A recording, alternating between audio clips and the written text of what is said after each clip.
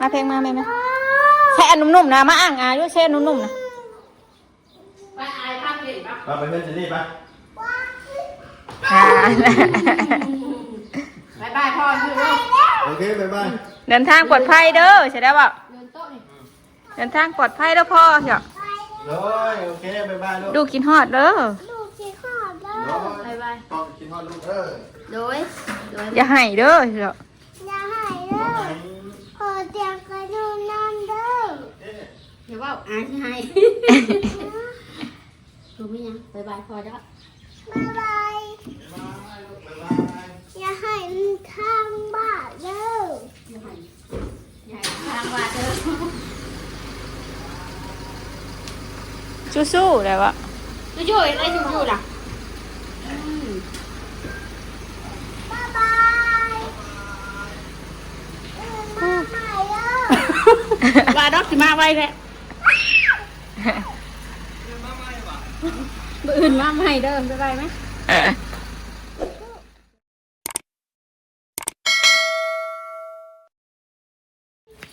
ป้าเฮือนยังไม่ได้ปัดชิมาหกแทะไปดีเด้อป้าลุง FC ทุกทาน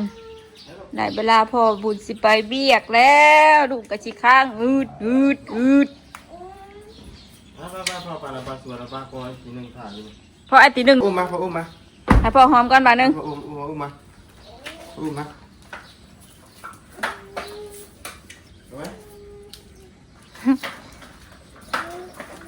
บอกออกมารถนั้นบอกออกมากระยาลูกบอกกินกินรถอ๋อ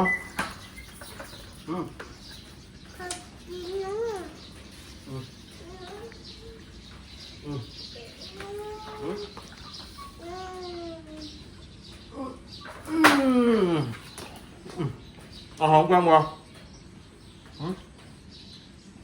หอมบ่มาบ่ป้าพ่อไปซะมันสวยได้ไว้พ่อไปลงคลิปหลายมือเลยนะไปเลยปะเจอไปน้ำพอเจ้าเลยสะไปพอปะแม่อยู่ผู้เดียวเด้อแม่อยู่กับใครอ่ะพอกินทอดแม่ปะแม่ให้เด้นี่กินทอดปะมาดูหลานมาไปแม่ก็ได้มาลูกบาทบ่เห็นนะนี่ดูพอห้าไปหาเงินพาบาทไปบ้านคุณหมอเนาะหมอนบนบ้านหมออีกแล้วนี่มาไว้ลูกไหมมาลูกมาไว้ลูกมาเอาอุ้มขึ้นมาช่องทั้งเจ็บแอวนะแข็งกระเดืออยู่นี่เรื่องยังไม่ถูได้กวดอยู่ไปลูกปั๊บอยู่มาไปช่วยหน่อยอาบไปเพื่อนเจนนี่แล้วนี่แปลว่าเพื่อนเจนนี่ใส่เสื้อก็หนาวแหละเอาหนาวโอเคบ่ไปลูกบ่ไปบาดพอไอ้ตีหนึ่งค่ะลูกมาหนึ่งมาเพลงมาไหมแช่นุ่มๆนะมาอ่างด้วยแช่นุ่มๆนะไปอายข้ามเด็กปะไปเพื่อนจะรีบปะ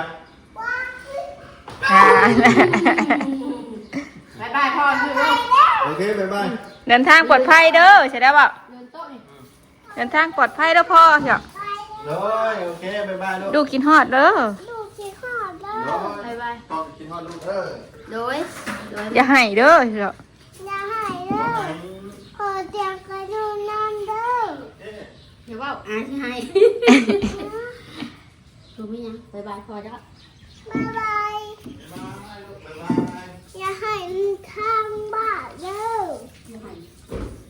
ทางบ้านเด้อสู้ๆเลยวะจู่ๆอะไรจู่ๆล่ะบายบายมาดอกสิมาไว้แหละมื้ออื่นมาใหม่เด้อสบายไหมสู้ๆเฮ็ดจะว่าลูกยักษ์ขี้ไห่น้ำพรบ่ให้คนเก่งบ่ให้แล้วบ่ไปน้ำพร ไปยัง แม่พ่อตัวมามือเดียวหยาตายเป็นทิพย์ พอไปเรียก พ่อจะไปเรียก หางินซื้อแม่มอีหล่าไปเล่นอีหล่าไปบ่ไปเล่นซักยาบ่ซักที่นั่งยาบ่ได้เป็นหยังเป็นไข่บ่ได้เป็นไข่ใครบอกว่าบ่ชื่อฝากล่ะ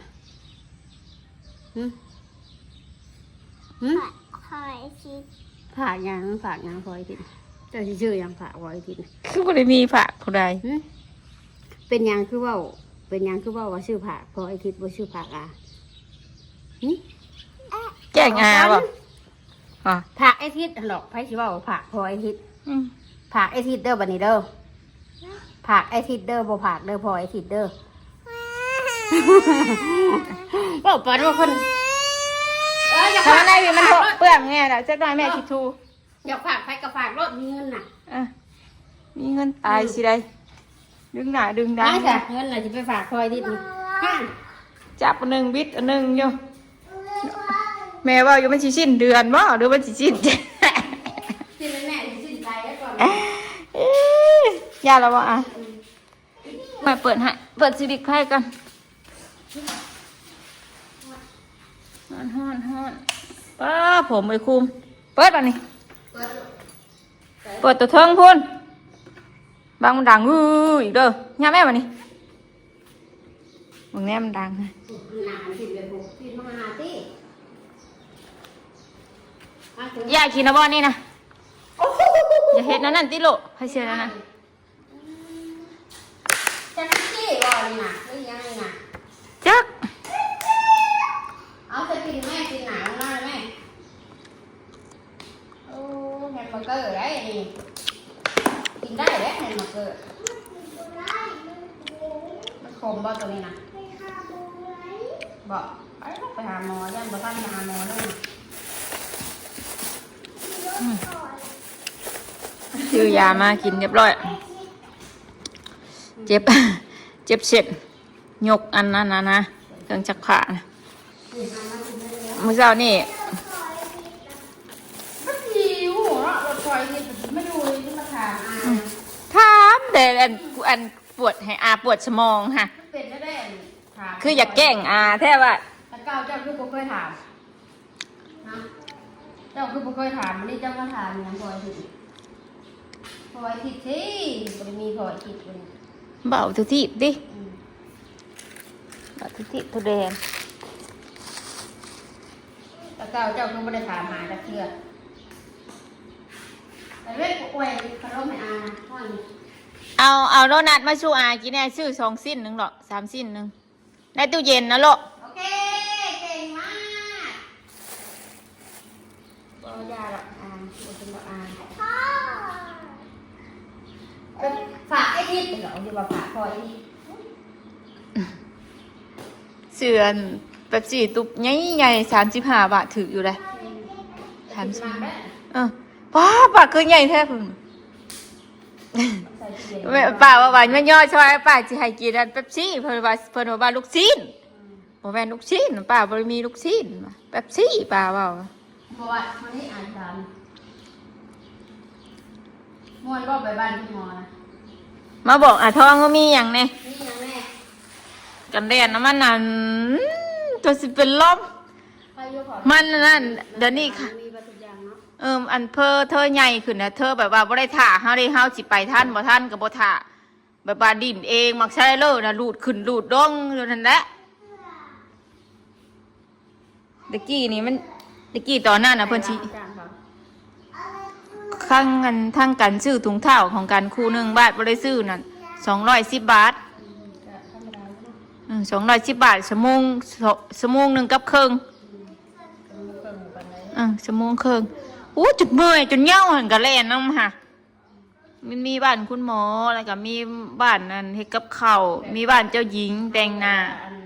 แต่ว่าไปชอบไปงานเล่น แล้วก็มีห้านขาย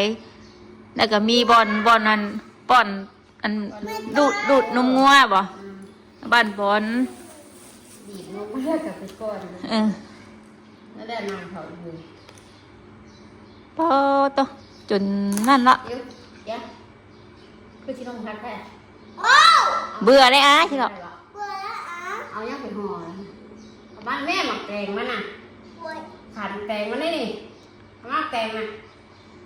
นี่จะมาเล่นนี่เอาไว้แตงนะ บ้านถามบ้าน แม่แตง บ่ไปนะบ่ว่าเราบ่ไปดอกแล้วสิอยู่กับน้องเจนนี่แล้วเว้าเลยมื้อวานนี่นะ อยู่แล้วบ้านอะไรอ่ะนั่ง คนตัวจักจักติ ต้องไปจ้างอะไรกันไปนั่งหลังกับบ้านกันก็ไปนั่นแหละ เราบ้านฮู้ได้จังได๋ว่าเราบ่ไปก็เราเว้าเลยเด้เราเว้าว่ามื้ออื่นสิอยู่กับน้องเจนนี่บ่ไปหรอกน้ำบ้านเราเว้าสิเพิ่นว่าของแนวคนเฒ่าอ่ะเว้าบัดนึงมันก็จื้อเลย ว่าเถอะทำประเจ๊ก็ คนช้ำไป ทำประเจ๊ใส่แตงก็เด้อใส่ตับกันสเต็กงูสเต็กเนื้อนี่เนื้อขนมปังตัวนึงกินก้อนมัน อย่าขืนหัวข้างในเดือนลบไปลบมาอยู่หั่นแหละมันขาดได้หรอกมันนุ่มติ มันขาดมันนุ่มดูอุ้ยเขื่อน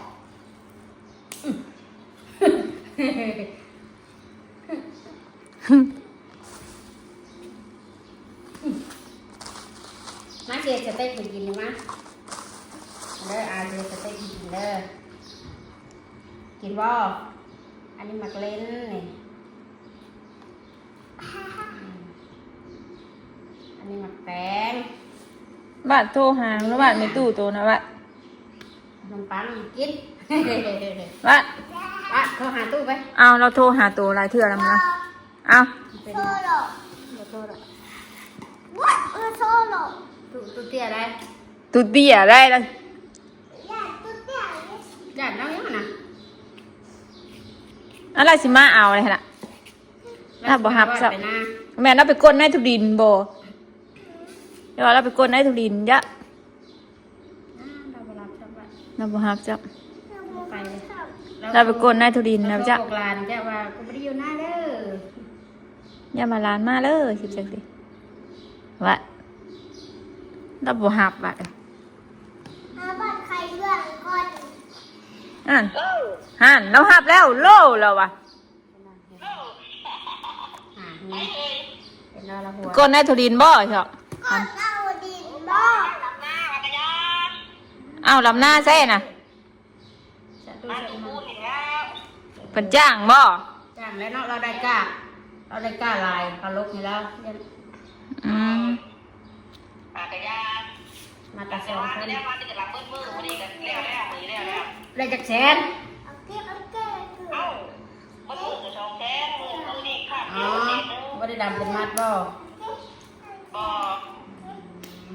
มื้อนี้แล้วมื้อนี้นะแม่บ่มาดินน้ำลานบ่เฮาเจ็บแอวเฮาบ่ได้ไปแล้วมื้อนี้นะมาบ่ไปคนเดียวแล้วประตูแล้วสิไปใส่ปุ๋ยแล้วอ่ะ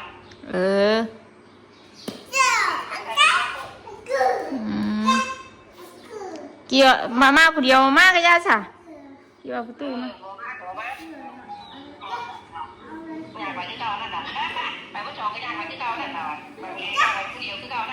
ยังไม่ได้แปลงบ่รถน่ะ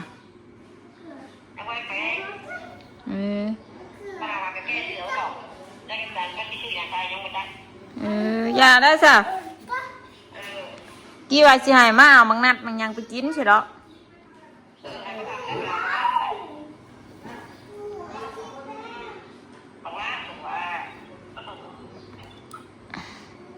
นำหน้ารับจ้างดี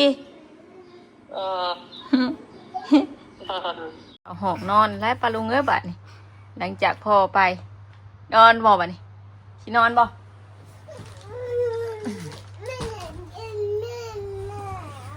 โอเคเอาลูกอ่ะกินฮอดพ่อบ่เอาขอบใจกันลูกเบาดีๆแหละอ่ะขอบใจเด้อแม่เป็นวัดขี้โมกเต็มหูลังรอสีเงิน เขาสินอนเป็นบ่โอเค นอนตื่นมาเศร้าเป็นหวัด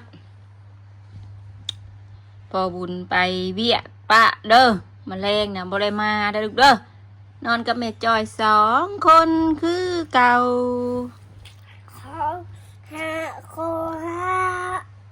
เดี๋ยวโทรหาแล้วเนาะแรงเนาะโทรหาแล้วเนาะได้บายบายแล้วเหรอวะมื้อนี้นะได้บายบายแล้วมื้อนี้มื้อนั้นบ่ได้บายบายบ่มื้อก่อนๆนะบ่จะว่าเราหายนะมื้อจักบ่จะว่าเราหายคิดฮอดลูกแล้วจักลูกบอกว่าบ่อื่นมาใหม่เด้อบ่ะสงสัยเราหายแล้วเราคิดฮอดลูกสาวแล้วคิดฮอดแต่บ่หายแล้วจักล้ออีตาพอบุญม่วนบ่มื้อวานนี่หมอกปะลุงเหรอม่วนบ่ลูกดิ่นจนสะใจไปเด้อบ่มื้อวานนี่บ่วิดาเห็นยังไงเห็นแม่น้ำคลองบ่ดินบ้านคุณหมอแล้วก็บ้านเจ้าหญิงบ่แล้วก็บ้านเฮ็ดกับข้าวบ่แล้วก็บ้านซุปเปอร์มาร์เก็ตบ่ซื้อผักซื้อหยังหั่นบ่ซื้อนมหั่นบ่เห็นบ่ม่วนบ่ล่ะ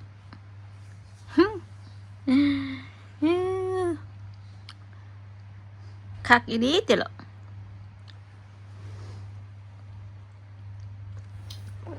ในมืออื่นฝนที่ตกคำเนาและ มื้ออื่นนะมื้อนี้เลยซะมื้อนี้ตกบ่มื้อนี้ฮะแม่มนี่ยังบ่ยาบ่ลุงเนาะยังกินคือเก่าเพราะว่าช่วงนี้บ่สบายในบ่แซ่บในปากเพิ่นนี่ยังขี้เต็กยังกินนมหลายว่านี่ก็ซื้อ4 แก๊สเมื่อวานนี่บ่ได้แต่ค่านมลูกหาเงินกับปะลุงเอ้ยขนาดหาทั้งพ่อทั้งแม่แล้วนี่เดี๋ยวว่าผู้จอยหามันถามว่าพ่อสิได้ร้ายเพราะอะไรแต่ค่านมวาสนาเล็กน้อยเท่าไรแต่กิน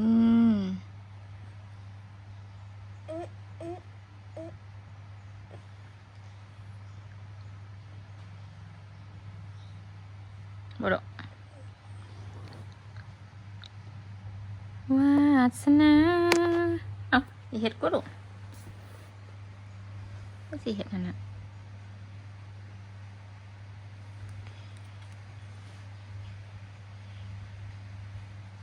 ฝนตกอีกเลยบาดบ่ได้ไปหน้าตู้ซ้ำตู้ก็บ่ได้มาหาซ้ำ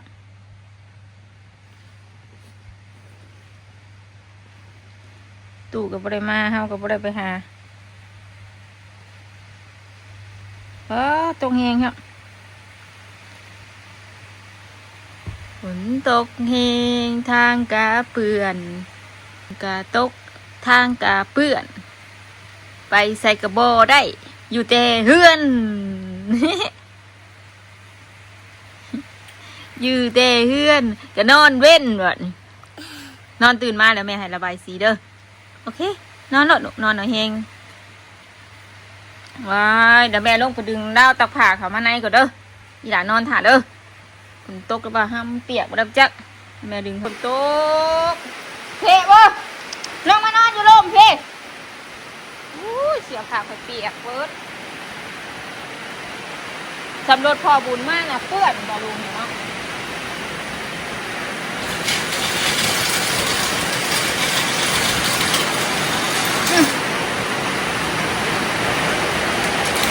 เยอะหน้าหมอแกงหมอย่าล็อกมันย่านบ่ลูก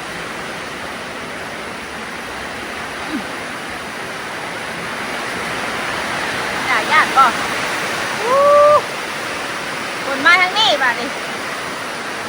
ตกข้างๆขอบุญแล้ว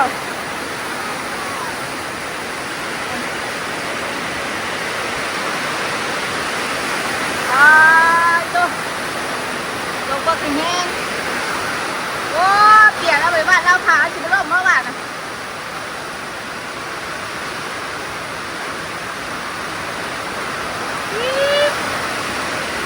เปียกเบิดเอาข่าวไหนลูกแค่ปิดประตูหน้าต่างกันโอ้ น้ำจะออกแกงแท้มื้อนี้โอ้ยลมพัดประตูระวังนะลูกป้าทางล่างก็เปียกก็ได้ยักโลกนี่ระวังมือนะลูกฝนทั่ว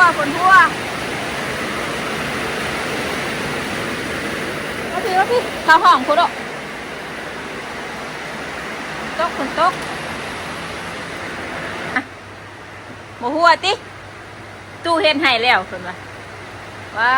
ป้าสานอป้าลุงป้าจ้อยก็สิจบคลิปเพียงชั่วนี้ก่อนฝนตกแฮงแต่ว่าพาไปหลังหรอกแต่ว่าป้าจ้อยย่านเนาะ สิกอดลูกก่อนลูกก็ย่านลูกก็ย่านสินอนกอดลูกก่อนย่านแฮงบ่ลูกย่านบ่ อีหลาย่านพาหลังบ่พาไปหลังแต่ว่าฝนตกแฮงป้าสานอป้าลุงเลยป้าจ้อยก็สิจบคลิปเพียงเท่านี้ก่อนขอบคุณอะไรเด้อป้าลุงที่เขามารับชมเด้อไปแล้วบ๊ายบายสบายดีกันเนาะโดย